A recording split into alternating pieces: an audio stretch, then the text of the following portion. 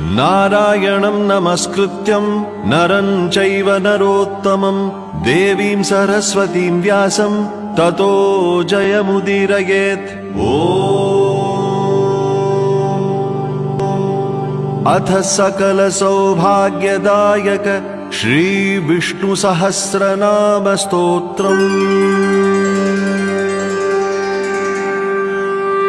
शुक्लांबरधरं विष्णुं शशिवर्णं चतुर्भुजं प्रसन्नवदनं ध्यायेत् सर्वविघ्नोपशान्तये।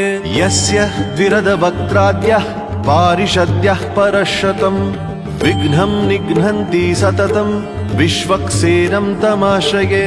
व्यासं वसिष्ठनप्तारं शक्तेः पौत्रमकल्मषं पराशरात्मजं वन्दे शुकतातं तपोनिधिं। व्यासाय विष्णुरूपाय